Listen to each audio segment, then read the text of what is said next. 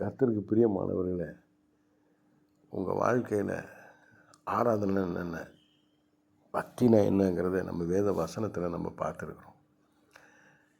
முதலாவது இந்த உண்மையான பக்திங்கிறது திக்கற்ற பிள்ளைகளும் விதவிகளும் படுகிற உபத்திரவத்தில் அவனை விசாரிக்கிறதும், உலகத்தால் கரைபடாதபடிக்கு தன்னை காத்து கொள்கிறதுமே பிதாவாகிய தேவனுக்கு முன்பதாக மாசில்லாத சுத்தமான பக்தியாக இருக்குது.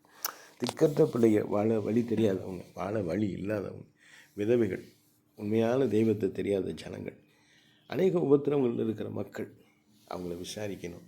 அது மாத்திரமல்ல, உலகத்தால் எந்த இடத்துலையும் கரைபடாதபடி வாழ்கிறது. ஒரு அருமையான சுத்தமான மாசில்லாத நல்ல பக்தி தேவனுக்கு முன்பாக.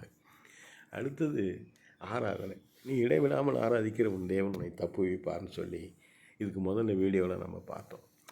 பாருங்கள், இன்றைக்கி ஆராதனைன்னா ஒரு மியூசிக் போட்டு கையை உயர்த்தி ஆராதனைன்னு பாடுறது அல்ல.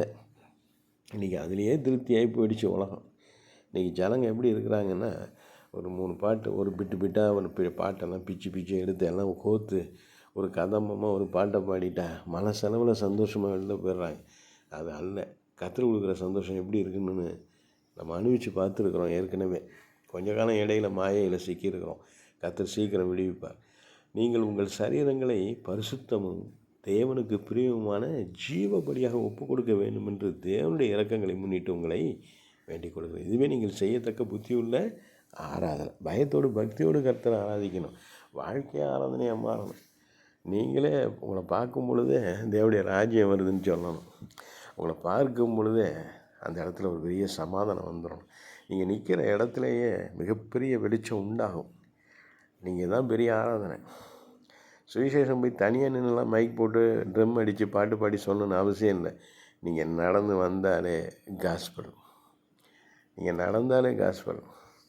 உங்களை பார்த்தாலே சமாதானம், உங்களை பார்த்தாலே பரலோகம் கிடைக்கும். அப்படி ஒரு ஆசீர்வாதமான, ஒரு பரிசுத்தமான, தேவனுக்கு பிரியமான ஒரு வாழ்க்கையை வாழுகிற ஜனங்கள் பாக்கியவான்கள். அப்படி செய்வதெல்லாம் வாக்கியம். கர்த்தருக்கு ஆராதிக்கிறவர்களாய் தங்களை மாற்றிக்கொள்கிறவர், தன்னை வாழ்க்கையே கர்த்தருக்கு ஆராதனையாய் மாற்றிக்கொள்கிற ஜனங்கள். அவள் கரங்களிலே பொற்காசுகள் பெருகும், இருதயத்திலே சமாதானம் பெருகும், குடும்பத்தில் ஆசீர்வாதம் பெருகும், ஐஸ்வர்யத்தையும் கனத்தையும் மகிமையும் அவங்க தேடி போக வேண்டியில்லை. கர்த்தர் அவங்க பின்னாலே தான் கொடுத்துக்கிட்டே இருப்பார்.